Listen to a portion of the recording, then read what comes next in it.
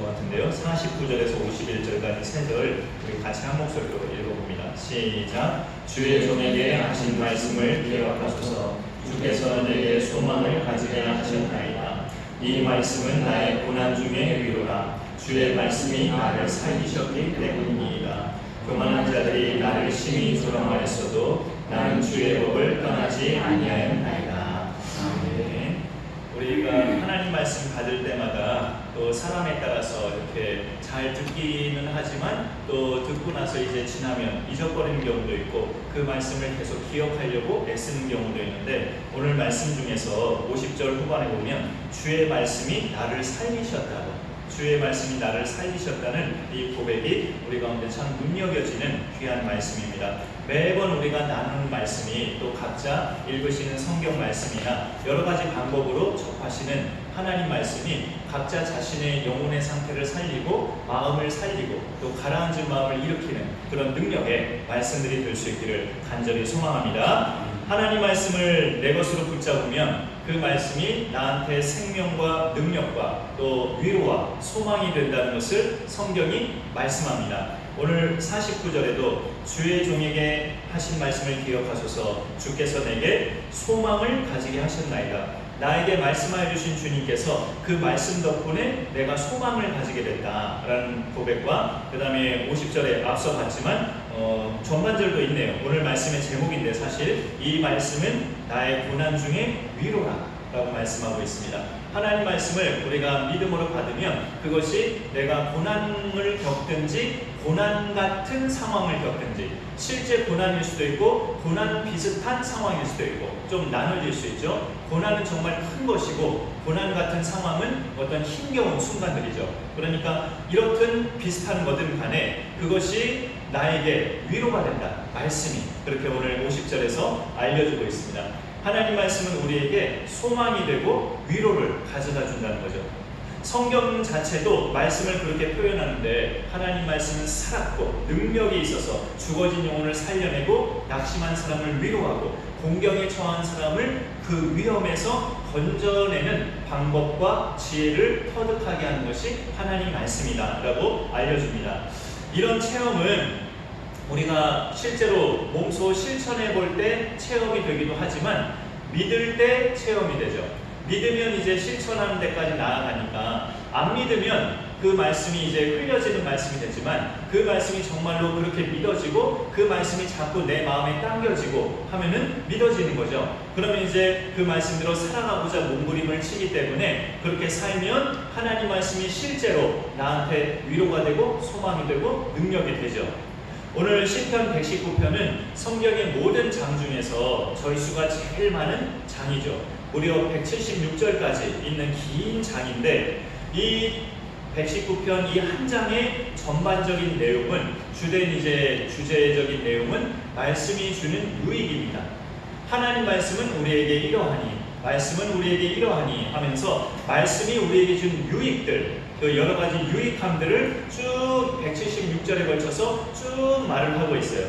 그 중에 오늘 말씀 제목도 하나님 말씀이 우리에게 주는 유익이죠. 고난 중에 위로, 고난 중에 위로가 되는 것이 하나님의 말씀이에요.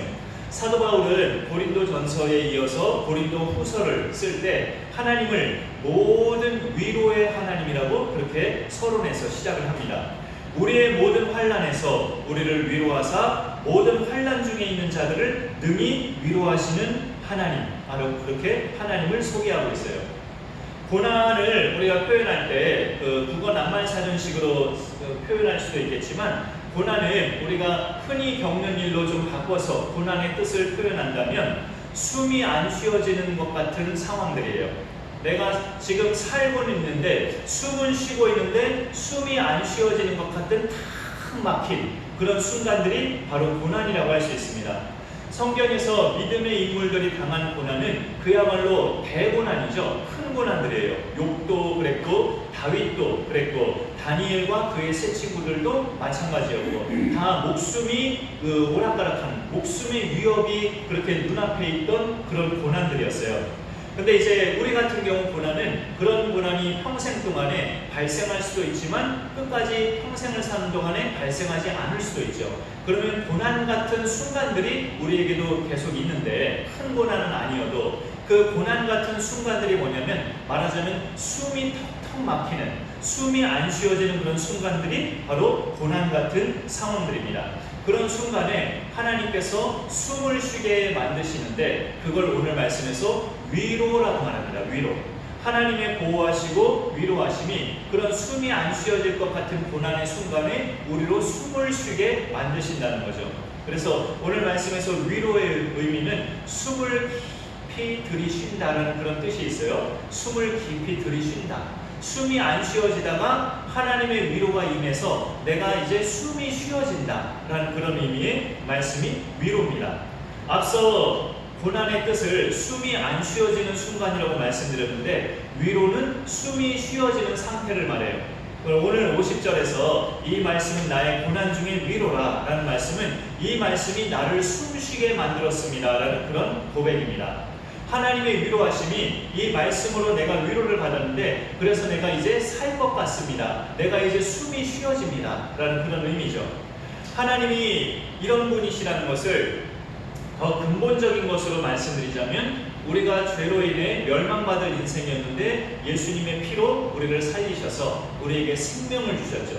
우리에게 영생을 주신 분이 하나님이셔서 우리에게 근본적인 생명을 주신 분도 하나님이시고 이 땅에서 사는 동안에 숨이 안 쉬어지는 매 순간마다 숨쉬게 해주시는 분도 하나님이셔요. 육신의 숨도 쉬게 하시는 분이 하나님이신 것을 우리가 알 수 있게 되죠. 처음에 사람을 만드셨을 때 아담에게 숨쉬게끔 호흡을 불어넣으신 분이 하나님이시기 때문에 영생도 영생이지만 육신의 숨도 계속 쉬게 하시는 분이 하나님이십니다.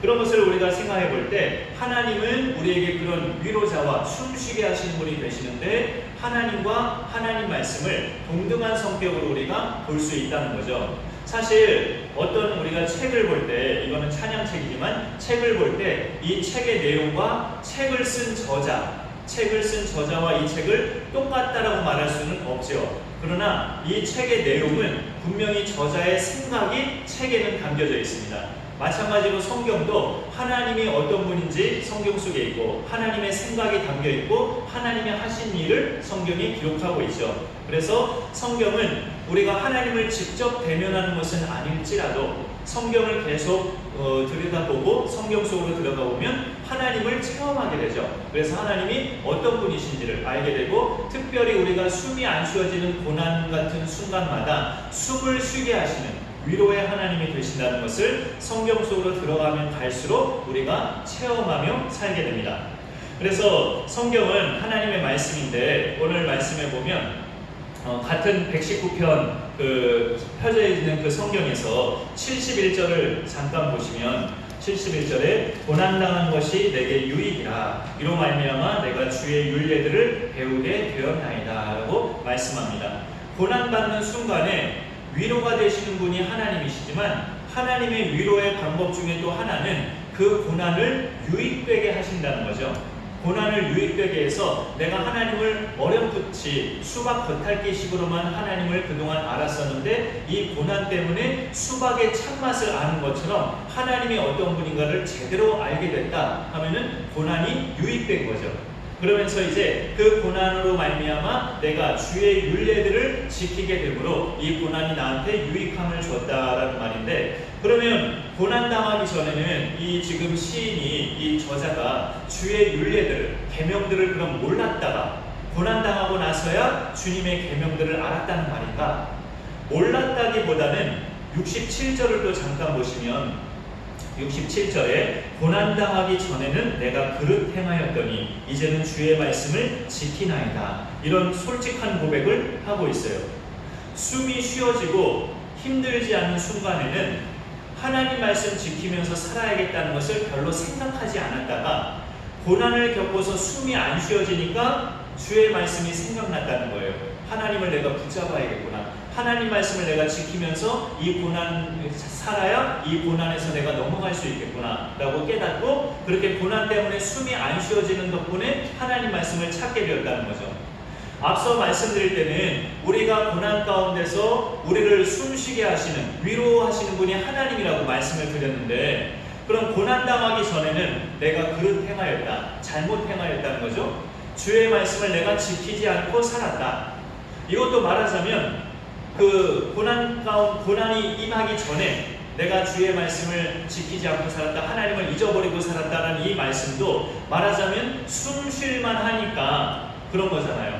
숨 쉴만 하니까 하나님을 안 찾고 말씀을 떠올려지지 않고 살아가는 거죠. 나에게 고난이 없던 시간, 별 걱정 없이 숨이 쉬어지던 시간들은 내가 말씀대로 살지 못했는데, 근데 또 나를 숨쉬게 하시는 분은 하나님이시라고 아까 먼저 말씀드렸죠. 우리가 숨이 쉬어질 만한 때는 하나님을 간절히 안 찾아요. 근데 나를 숨쉬게 하시는 분은 하나님이시래. 그럼 이 말은 뭐고 또 이 말은 뭔가? 좀 모순된 말처럼 들리죠? 하나님의 은혜는 범사입니다. 특별한 순간만 임하는 것이 은혜가 아니라 하나님의 은혜는 범사에 늘 임해요. 우리가 늘상 받으면서 살고 있는 것이 하나님의 은혜입니다. 우리를 위로하시는 것도, 우리가 숨이 쉬어지게끔 하시는 것도 늘상 임하는 하나님의 은혜예요. 말하자면 내가 말씀을 지키지 않는 순간에도, 숨이 쉬어질만 해서 좀 살 것 같아서 하나님을 안 찾고 말씀을 잊어버리는 순간에도 하나님의 은혜는 계속 늘상 임합니다, 나에게. 그러다가 고난이 갑자기 바윗돌 같은 고난이 터지면 그 고난 때문에 숨이 안 쉬어지면서 하나님을 찾게 되죠. 그럴 때 하나님은 나더러 비열하다고 말하지 않아요. 너 왜 이렇게 비열하냐?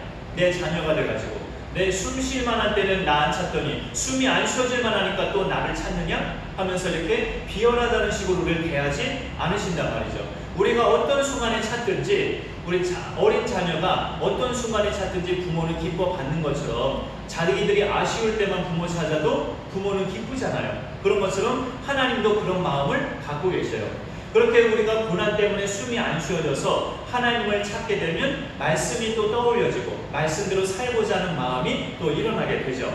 근데 중요한 것은 그런 결단하고 싶은 마음이 생겼을 때 누군가의 그 옆에서 도와주든지 성령이 그 사람을 강권하든지 아니면 그 본인 당사자가 마음을 굳게 먹든지 해서 뭐든지 하나가 좀 이렇게 걸려들어서 그 마음 상태가 계속 가는 것이 중요합니다. 말씀을 떠나지 않는 것이. 바윗덩어리 같은 고난이 내 앞에 텅 하고 떨어지면 그 충격으로 인해서 이제까지 좀 겉핥기식으로 믿었던 하나님을 간절히 찾게 되죠. 하나님, 제가 지금까지 헛믿었습니다. 제 믿음을 이제 진정으로 제가 하나님 믿고자 하니 저를 받아주세요. 제발 저를 받아주세요 하면서 간절히 하나님을 찾죠. 그 고난이 너무 무거우니까. 정신이 든 거예요. 근데 정신이 들었다는 거하고 하나님께로 온전히 돌아온 것과는 생각해봤는데 달라요. 정신이 든 거랑 하나님 앞에 온전히 돌아오는 거랑은 틀립니다. 근본적으로.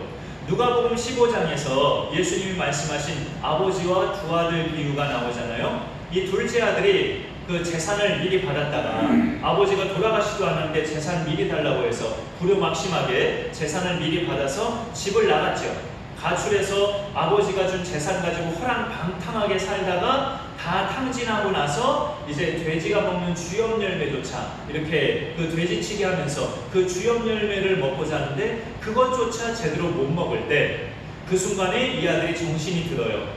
내 아버지 집에서는 일하는 품꾼들조차도 나보단 잘 먹고 살지 않는다. 내 아버지 집에서는 일하는 품꾼들조차도 얼마나 잘 먹는가. 나는 그 품꾼들만도 못한 이렇게 처절한 아들이구나 하면서 그 순간에 정신이 들죠. 그 순간에 정신이 들었을 때 거기서 멈추지 않고 창피함과 부끄러움과 수치스러움을 다 감내하고 아버지께로 간 것까지가 진정으로 말씀을 붙잡는 겁니다. 그것을 오늘 시편 119편 51절에서는 나는 주의 법을 떠나지 아니하였나이다 라는 고백으로 다른 말로 이렇게 표현이 되는 거예요. 진정으로 이제 하나님께로 돌아오기까지 하는 것은 정신 차리는 거에서 이제 멈추지 않고 더 나아가서 하나님께로 온전히 돌아오는 것을 내가 주의 법을 떠나지 아니했다는 이 고백과 같은 성격입니다. 수박 겉핥기식으로 예수님을 그동안 믿어왔다가 집안에 폭탄 같은 고난이 떨어지면 갑자기 정신이 들어서 교회를 열심히 다녀요. 예배도 드리고 기도에도 참석하고, 그때 그렇게 잠깐 그렇게 정신이 들고 열심히 다니기 시작하는 그 순간에 주의 법, 하나님 말씀을 붙잡아야 되죠. 그렇게 붙잡지 않으면 그 정신 차림은 얼마 못 갑니다. 그냥 잠깐만 정신 차린 거예요. 몇 번 교회 나왔다가 다시 제자리로 돌아가 버립니다. 그거는 또 다른 말로 말하자면 조금 숨이 쉬어질 만해졌다는 뜻도 돼요. 조금 숨이 쉬어질 만했기 때문에 다시 제자리로 돌아가 버린 거예요. 말씀으로 돌아오긴 했는데 그 말씀을 사모하는 마음으로 붙잡지를 않은 거죠. 갑자기 고난이 터져서 두렵고 겁이 나고 그렇게 무서워서 돌아오긴 했는데 그 고난도 조금 경험해 보니까 앞서 겪었던 고난들처럼 견딜만 하네 하면서 다시 제자리로 돌아가 버린 거예요. 사실 여러분, 견딜만하게 해주시는 분도 하나님이셔요. 내가 숨쉬고 살아야 되니까. 그런데 우리가 고난이라는 큰 바위덩어리가 내 집을 완전히 무너뜨려서 떨어졌을 때 겁나고 무서워서 하나님 앞에 돌아왔는데 그것도 하루 이틀 지나 보니까 견딜만 해서 다시 돌아가 버리는 거, 하나님이 숨쉬게 만드신 줄을 모르고 하나님이 견딜만하게 해주신 줄을 모르고 숨이 쉬어지니까 다시 하나님을 떠나버리는 것, 이게 참 인간의 씁쓸한 반복되는 삶입니다. 씁쓸하게 반복되는 인간적인 그런 삶들이에요. 그것이 이제 끊어내고 나를 숨쉬게 하시는 분이 하나님이시지 하면서 숨이 쉬어질 때 더 하나님 앞에 감사하면서 말씀을 붙잡으면 그런 악순환이 이제 끊어지는 거죠. 그럴 때 사탄은 우리를 계속 흔들게 만들 수 있는데요. 51절 3관절에 보니까 사탄이 교만한 자들을 일으켜서 나를 조롱할 수 있다는 거죠. 교만한 자들이 나를 심히 조롱하였어도 나는 주의 법을 떠나지 아니하였나이다. 이 결단까지 이르러야 악순환이 끊어질 수 있습니다. 네가 무슨 하나님을 믿는다고 해 좋은 사람인 척 하지 말고 너 살던 대로 살아 하면서 이렇게 약올리고 놀리고, 내가 그동안에 도덕적으로나 윤리적으로 또 신앙적으로 제대로 못 살고 바닥처럼 살았다는 식으로 나를 조롱하는 그런 사람들의 말이 들려지면 믿음으로 살려고 결단했다가도 그 말씀에 막 마음이 뒤집어지면서 다시금 떠나고 싶은 충동이 느껴지죠. 그럴 때 그냥 내 자존심이 단단한 철같이 굳어져서 그 말을 그냥 흘려듣지 못하기만 한바탕 그냥 막 쏘아붙이는 그런 사람으로 나를 변질시켜버리죠, 사단이.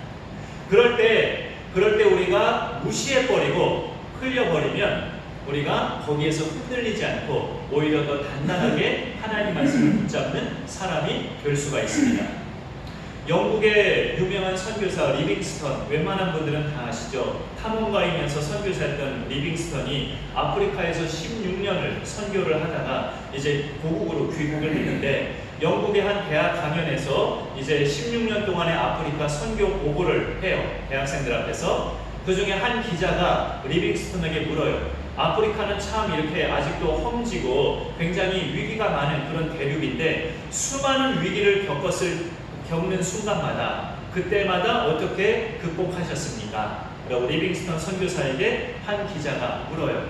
그때 리빙스턴이 확신에 찬 어조로 말을 합니다. 16년 동안 아프리카에서 나를 지탱해 준 것은 성경 말씀이었습니다. 특히 나는 두 말씀을 늘 기억하면서 16년을 살아왔습니다.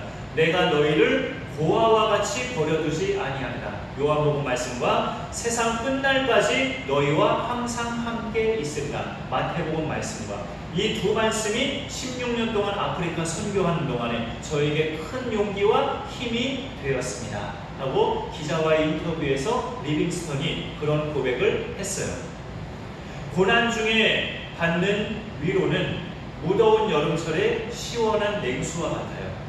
온몸이 땀으로 끈적끈적한 상태로 있다가 시원하게 샤워하고 나온 그런 상태와 같습니다. 고난 중에 받는 위로가, 그 위로가 무엇을 통해서 임하느냐? 하나님의 말씀이라는 거죠. 그 위로가 주의 말씀에서 오늘 보니까 나오는데, 우리가 하나님의 위로 가운데 살려면 그러니까 방법은 말씀을 떠나지 않는 거죠. 말씀을 떠나지 않는 거. 오늘 지금 이 시간도 좀 단촐하게 우리가 모이시긴 했지만 교회라는 이름으로 모인 이 시간이 또 하나님 말씀을 나누는 시간이죠. 듣는 시간이라면 또 각자 댁에서 계신 곳에서 성경을 또 읽으시거나 하는 것은 말씀을 읽는 시간이에요. 근데 저도 좀 체험해 보면 이 말씀을 접하는 여러 가지 방법 중에 듣는 것과 읽는 것 두 가지만 하면 그 두 가지도 좋은데, 안 하는 사람보다는 말씀을 접하는 거니까 좋은데 그 두 가지만 하면 까먹어요. 말씀을 듣기만 하고 또 성경을 집에 가서 하루에 몇 장씩 읽고 또 설교 시간마다 듣고, 읽기와 듣기도 굉장히 중요한 기본 단계인데 그 두 가지만 하고 그 다음 단계를 안 하면 말씀을 자꾸 잊어버리고 까먹는다고요. 그러면 어떻게 되느냐, 어렵더라도 암송까지 나아가야 돼요. 이 머리 가지고 무슨 암송하라고요? 라고 생각하실지 모르겠는데, 우리에게 특별히 와닿는 말씀은 내가 좋아하게 되고 암송할 수 있어요. 얼마든지 암송할 수 있습니다. 내 마음에 유독 심어지는 말씀은 우리가 암송하게끔 성령께서 또 인도하시는 거니까, 암송을 도전해보면 이제 암송은 뇌리에 박히는 거니까 안 까먹게 되죠.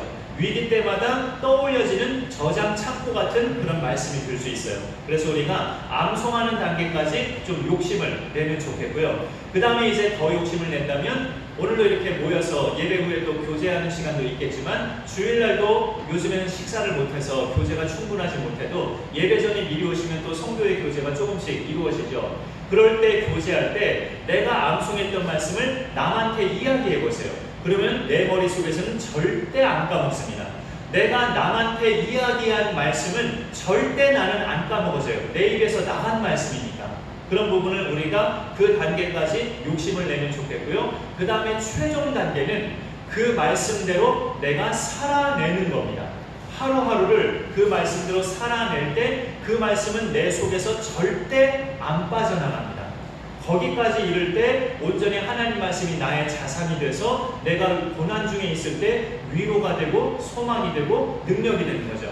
읽기와 듣기가 우리가 말씀을 가까이 하는 기본적인 두 가지 대표적인 방법인데, 그 두 가지만 하면 잘 까먹어요. 자꾸 집에 가면 또 잊어버리고 까먹는데, 암송까지 도전을 해보시고, 이 전체 말씀을 다 암송하는 것은 불가능하죠. 내게 특별히 내 가슴에 와닿는 말씀을 몇 가지만이라도 암송하면서 위험할 때마다, 어려울 때마다, 힘들 때마다 말씀을 떠올려 보자는 거죠. 우리가 그렇게 좀 살아보자는 거죠. 그리고 내가 나에게 힘이 된 말씀을 주일날에 성도들 만났을 때 다른 사람에게 한번 말을 해보자는 거죠. 나는 이 말씀이 나한테 참 힘이 되더라. 장로님은 어떠십니까? 집사님은 어떠십니까? 권사님은 어떠십니까? 어떤 말씀이 좀 힘이 되십니까? 이렇게 내가 힘이 됐던 말씀을 남에게 말하면 그 말씀은 절대 안 잊혀집니다.